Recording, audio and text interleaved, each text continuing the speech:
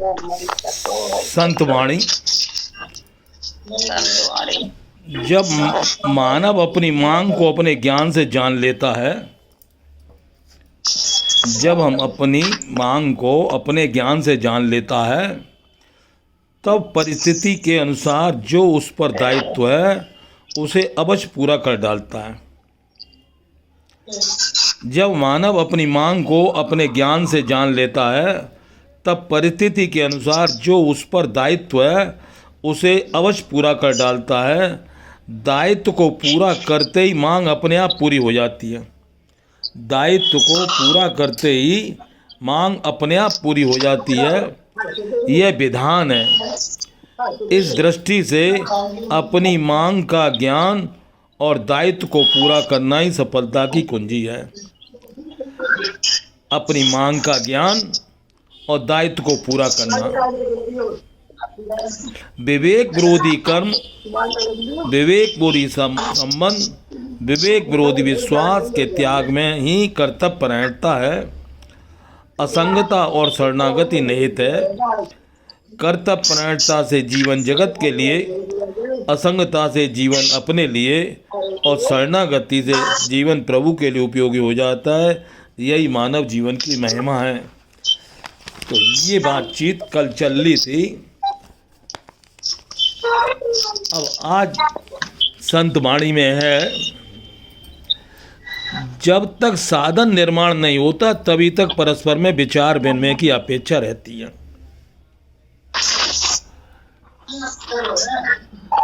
सुख दुख परिवर्तनशील जीवन की दो अवस्थाएं हैं। सुख दुख परिवर्तनशील जीवन की दो अवस्थाएं हैं।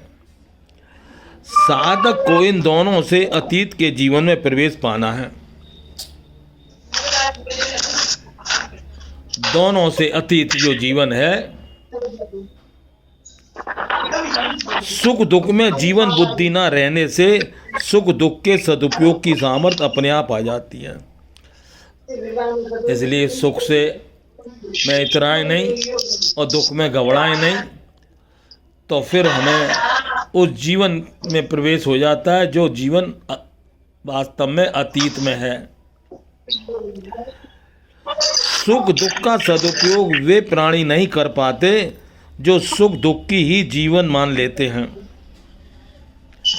बहुत से लोग सुख को ही जीवन मान लेते हैं, दुख को ही जीवन मान लेते हैं। उनको साधन सामग्री नहीं जानते, जबकि विचार विनिमय में बताया जा रहा है सुख दुख क्या है, बोले साधन सामग्री है। सुख उदारता का और दुख त्याग का पाठ पढ़ाने के लिए आता है। सुख आता है जीवन में उदार बनाने के लिए, और दुख आता है त्याग का पाठ पढ़ाने के लिए। उदारता, करुणा और प्रसन्नता, उदारता, करुणा और प्रसन्नता खिन्नता को खा लेती है। जो हमारे जीवन में नीरसता है, खिन्नता है। उदार चरित मानव ही दुखी को देखकर करुणित और सुखी को देखकर प्रसन्न होता है। जिसके चरित्र में उदारता है, जिसके जीवन में उदारता है, वही मानव दुखी को देखकर करुणित और सुखी को देखकर प्रसन्न होता है। उदारता ही अहम और मम का नाश कर, उदारता ही अहम और मम का नाश कर निर्वासना प्रदान करती है। इस दृष्टि से सुख दुख दोनों का सदुपयोग अति आवश्यक है। यह रहस्य भली वहाँ जान लेने पर ना तो मानव सुख की दास्ता में ही आबद्ध होता है और ना दुख से भयभीत होता है। सत्संग में बैठने से देखो दो चीज पक्की हुई, एक तो सुख की दास्ता मिट गई और दुख का भय मिट गया। उसके लिए सुख दुख दाएं बाएं पैर के समान है। अब सुख दुख आएगा तो जैसे एक दाएं पैर एक बाएं पैर है। अतः प्रत्येक परिस्थिति में साधक साधन निष्ठ हो सकता है। परिस्थिति कोई भी हो, अनुकूल हो या प्रतिकूल हो, चाहे सुख वाली हो चाहे दुख वाली हो, तो वो अपने को साधन निष्ठ हो सकता है, यानी अपने साधन का पालन कर सकता है। यह निर्विवाद सत्य है। सेवा करने की सामर्थ्य उन्हीं साधकों को प्राप्त होती है जो दुखियों को देखकर करुणित और सुखियों को देखकर प्रसन्न होते हैं। अब हम सब लोग रोज सोचते हैं कि हमको क्या भैया, दुखियों को देखकर करुणित होना है और सुखियों को देखकर प्रसन्न होता है। दो ही तरीके तो लोग मिलेंगे। सेवा मानव जीवन को जगत के लिए उपयोगी सिद्ध करती है तथा विवेक पूर्वक असंग होने की जीवन अपने लिए उपयोगी हो जाता है। त्याग के द्वारा, असंग होने के द्वारा जीवन अपने लिए उपयोगी हो जाता है एवं प्यारे प्रभु की आत्मीयता स्वीकार करने पर जीवन प्रभु के लिए उपयोगी हो जाता है। इस दृष्टि से कर्तव्य परायणता, असंगता एवं शरणागति में समस्त साधनों की अव्यक्ति निहित है। इस प्रकार ये हमारा जीवन तीन ही आधार हैं: कर्तव्य परायणता, असंगता और आत्मीयता। तो इस प्रकार मानव के जीवन में तीन मांगे हैं। पहली मांग है विश्राम, दूसरी मांग है स्वाधीनता और तीसरी है प्रेम। विश्राम में शांत रस है, स्वाधीनता में अखंड रस है और प्रेम में अनंत रस है। रस और सुख में बड़ा भेद है। सुख में दुख का भय रहता है परंतु रस भयहीन होता है। भय किसी को अविष्ट नहीं है, इसलिए सुख की अपेक्षा नित्य रस की प्राप्ति में ही मानव का कल्याण है। तो हम सत्संग में नित्य बैठते हैं तो उसमें क्या पक्का हो जाता है कि हमें नित्य रस मिलता है। शांति का भी रस मिलता है, स्वाधीनता का भी रस मिलता है और प्रेम का रस भी मिलता है। तो मानव जीवन सुख की अपेक्षा रस में ज़्यादा होता है। तो इस प्रकार ये जीवन सफलता के लिए मिला है, इसमें असफलता की कोई गुंजाइश नहीं है। और ये विचार विनिमय के द्वारा ही जीवन सफल होता है। तो विचार विनिमय में हम लोग बैठे हुए हैं इस समय। हमारे जीवन में क्या है तो लोग पूछते हैं विचार विनिमय कब तक करें? जब तक जीवन में साधन परायणता ना आ जाए। जो करना चाहिए वो करना आ जाए और जो नहीं करना चाहिए वो अपने आप छूट जाए, तो हम अपने साधन में। तो इस प्रकार ये इतनी सरलता है। और देखो आज एक भजन है,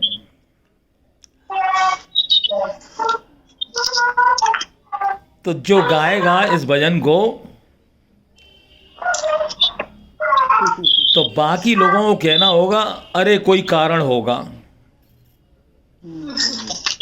एक झोली में फूल भरे, एक झोली में कांटे। क्या है? झोली में फूल भरे, एक झोली में कांटे। अरे कोई कारण होगा। हाँ, या तो तुम बोलो जब एक झोली में फूल, तो हम कहेंगे अरे कोई कारण होगा। तो एक जना जो बोल रहा है उसे तो खाली भजन गाने दो और बाकी लोग एक बात ही बोले अरे कोई कारण होगा। हाँ, सुनीत अनीता शुरू करो। वो गा रही है।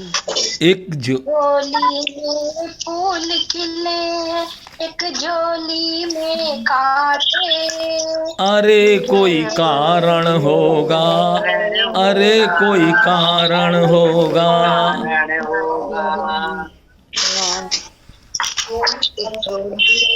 तो अब हम गाएंगे और तुम लोग बोलना अरे कोई कारण होगा। तेरे बस में कुछ भी नहीं, ये तो बांटने वाला बांटे। अरे कोई कारण होगा, अरे कोई कारण होगा। एक झोली में फूल भरे हैं, एक झोली में कांटे। अरे कोई कारण होगा। अरे कोई कारण होगा। तेरे बस में कुछ भी नहीं, ये तो बांटने वाला बांटे रे। कोई कारण होगा। अरे कोई कारण होगा। पहले बनती हैं तकदीरें, फिर बनते हैं शरीर। ये प्रभु की है कारीगरी, तू क्यों है गंभीर। अरे अरे कोई कारण होगा। नाग भी डस ले तो मिल जाए किसी को जीवन दान। नाग भी डस ले तो मिल जाए किसी को जीवन दान। चींटी से भी मिट सकता है किसी का नाम और निशान। अरे अरे कोई कारण होगा। अरे कोई कारण होगा। धन का बिस्तर मिल जाए पर नींद को तरसे नैन। धन का बिस्तर मिल जाए पर नींद को तरसे नैन। कांटों पर भी सोकर आए किसी के मन को चैन। कांटों पर भी सोकर आए किसी के मन को चैन। अरे अरे कोई कारण होगा। सागर से भी बुझ सकती नहीं कभी किसी की प्यास। सागर से भी बुझ नहीं सकती कभी किसी की प्यास। और कभी एक बूंद ही से हो जाती पूर्ण आस। अरे कोई कारण होगा। अरे कोई कारण होगा। तो इस प्रकार एक झोली में फूल हैं और कांटे हैं, यानी हमारे जीवन में दुख भी है और सुख भी है। और ये दुख सुख दोनों साधन सामग्री हैं। और ये एक जीवन की दो परिवर्तनशील अवस्थाएं। हर एक के जीवन में ये परिवर्तन आएगा। साधक को इन दोनों से अतीत जीवन में प्रवेश पाना है। हमें ये जीवन नहीं पसंद है, हमें तो इससे एक अतीत जीवन है जो वास्तविक जीवन है। और जीवन दाता ने हमको जीवन दिया है, तो हमें जीवन के साथ रहना है कि परिस्थिति के साथ रहना है। जीवन तो परिस्थिति का तो उपयोग करेंगे, और कभी परिस्थिति में कोई दिक्कत आ जाए तो कह दें अरे कोई कारण होगा। किसी को दोष नहीं लगाओ। आइए तो चली जाएगी, आइए तो उसका उपयोग करेंगे और चली जाएगी। हाँ। क्योंकि देखो कारण में कार्य की क्षमता छमाई हुई है। कारण में कार्य छिपा हुआ है, ये वेदांत कहता है। वेदांत में बताया जाता है कि जीवन में कोई कारण होता है, उसी में कार्य होता है। तो कार्य ही कारण का काम बन जाता है। तो इसलिए कार्य और कारण इसी के द्वारा जीवन चल रहा है। तो हम सबके जीवन में कार्य भी है, और वो कार्य का कारण नहीं मालूम किस कारण से हम इस कर रहे हैं। तो पता चला कि हमको जीवन से अतीत वास्तविक जीवन में प्रवेश पाना है। तो क्या ये दुख हमें उस जीवन में से रोक लेगा? नहीं। अथवा ये सुख हमें उस जीवन से रोक लेगा? नहीं। क्यों? हमारे पास तो अनमोल चीज है जीवन, जो सदा रहेगा। ये शरीर तो सदा रहने वाला है नहीं, यानी कोई वस्तु सदा रहने वाली है नहीं, कोई व्यक्ति सदा रहने वाला है नहीं, कोई परिस्थिति सदा रहने वाली नहीं है। अब इतनी बीच में कोई बात आ जाए तो कोई कारण होगा। तो क्या बोलेंगे? अरे कोई कारण होगा, इसमें हम घबराने की क्या बात है? कारण में कार्य छिपा हुआ है। तो सबसे जीवन में ऊंची चीज है, उसका नाम है कारण। तो इस प्रकार हमारे पास 3 शरीर भी हैं, स्थूल शरीर, सूक्ष्म शरीर और कारण शरीर। लेकिन जब हम कारण में पहुंच जाते हैं तो हमारे जीवन में स्थिति आ जाती है, स्थिरता आ जाती है। क्योंकि स्थूल शरीर तो क्रिया में पड़ जाता है, हाँ और सूक्ष्म शरीर अपने चिंतन में लग जाता है। तो क्रिया भी हो रही है, चिंतन भी हो रहा है, लेकिन हमें तो इन दोनों को पार करके उस जीवन में पाना है। तो उस कारण से बचने के लिए घबराना नहीं है। कारण होगा, कोई कारण होगा। कारण तो होगा ही कोई ना कोई। हम इसी घर में क्यों आए जी? ये आदमी हमको क्यों मिला? हैं? यही शरीर हमें क्यों मिला? ऐसा ही शरीर क्यों मिला? अरे भाई कोई कारण होगा ना। तो आज गहराई में जाकर देखा, बुद्ध भगवान ने जो ज्ञान दिया, तो ज्ञान देते समय कहा कि भैया कोई कारण होता है, बगैर कारण के संसार में कुछ नहीं होता है। इसलिए जो हमारे जीवन में कार्य है उसमें किसी की सत्ता होती है। तो इस प्रकार हमारे जीवन में 3 सत्ताएं चल रही हैं। एक सत्ता चल रही है जगत की, एक सत्ता चल रही है अपनी, और एक सत्ता चल रही है परमात्मा की। इतनी बड़ी सृष्टि तीन के द्वारा चल रही है। तो एक का नाम है ब्रह्मा, एक दूसरे का नाम है विष्णु, और तीसरे का नाम है शंकर। ये तीनों मुख्यमंत्री हैं। ये तीनों के तीनों मिलकर सारे संसार को चला रहे हैं। लेकिन ये क्यों चला रहे हैं? तो अरे कोई अरे इन सबका कोई, तीनों का कोई मालिक तो होगा, और इन सबका मालिक एक है, नारायण। और वो ही हम सबका मालिक है। वो इन तीनों का मालिक है, वो ही हम सबका मालिक है। इसलिए हमारे पास 3 चीजों की पहचान रखनी चाहिए। सबसे बढ़िया चीज है हमारे जीवन में यदि है तो उसका नाम विश्राम। विश्राम। और उससे भी बढ़िया अपने काम की चीज है स्वाधीनता। और सबसे ऊंची चीज चाहिए तो प्रेम। तो प्रेम से मिलता है अनंत रस, स्वाधीनता से मिलता है अखंड रस, थोड़ी देर के लिए। और विश्राम से मिलता है अपने को शांत रस। अब बता तुमको शांति चाहिए कि नहीं? और यदि शांति की जगह कोई अशांति आ गई है तो उसके आगे क्या कहोगे? कोई कारण पक्का हो गया ना ये बात? हाँ, अशांति आई है, अरे कोई कारण होगा, ऐसे ही कैसे आ जाएगी? वही तो ढूंढ रहे हैं। और ऐसे ही स्वाधीनता यदि जीवन में होगी तो हमारे पास थोड़ी थोड़ी देर के लिए रस आएगा। अखंड रस का मतलब होता है थोड़ी देर के लिए आराम मिले। अखंड रस हमको खंड खंड में रस देता है।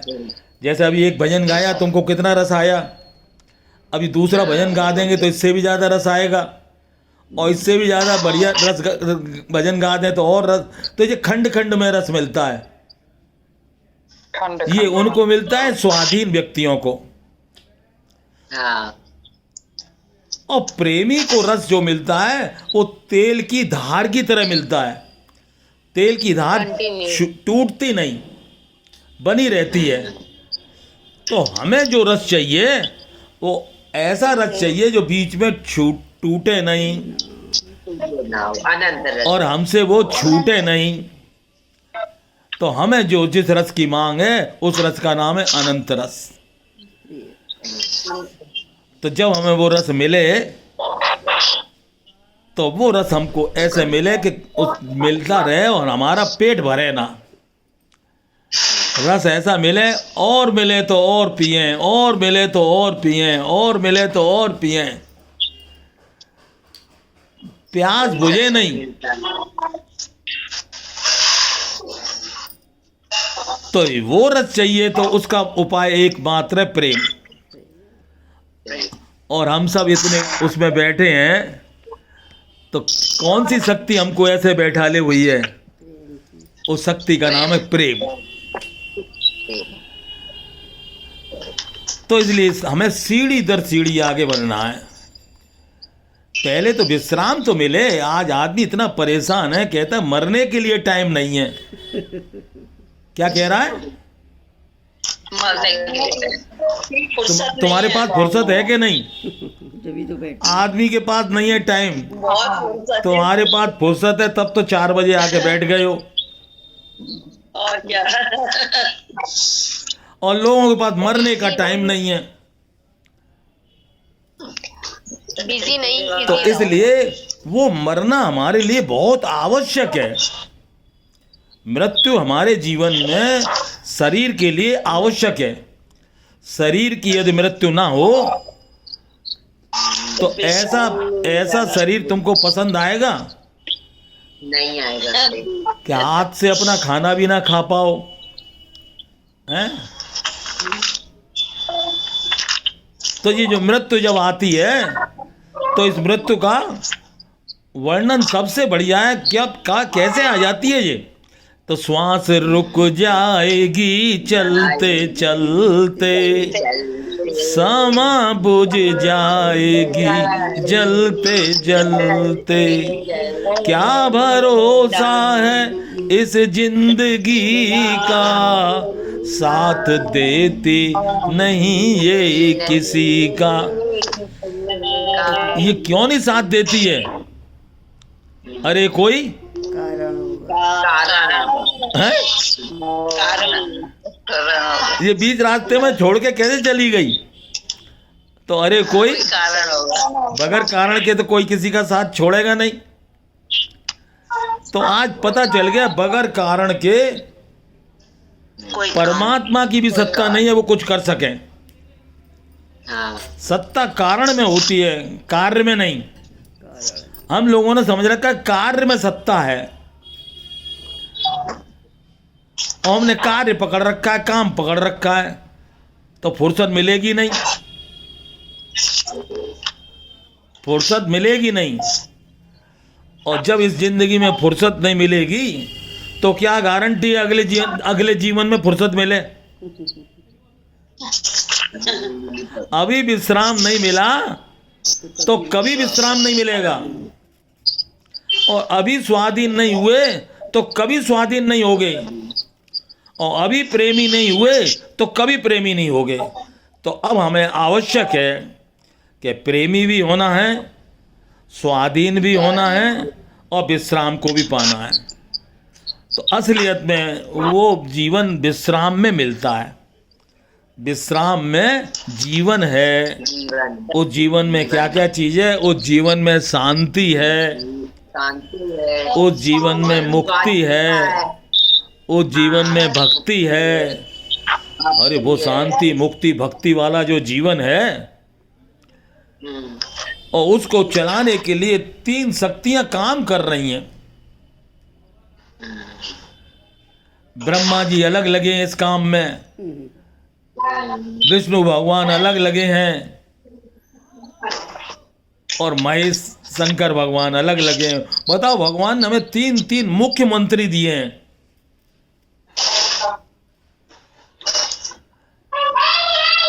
लेकिन 3 मुख्यमंत्री होते हुए हमें मुख एक ही दिया है, और इसी मुख से हमको खाना भी और पीना भी है। वाह मनुष्य का देखो जीवन। इसलिए घर में कैसे रहना है? मुखिया मुखसों चाहिए, खान पान में एक। ये खाने पीने में दोनों एक ही हैं। तो संसार में रहना है तो एक बन के रहना है, और वो एक बन के रहने के लिए पहले पाना है हमको शांत रस, फिर पाना है स्वाधीनता का रस, और फिर पाना है प्रेम का रस। प्रेम का पाने के बाद फिर हमारे जीवन में पूर्णता आ जाती है।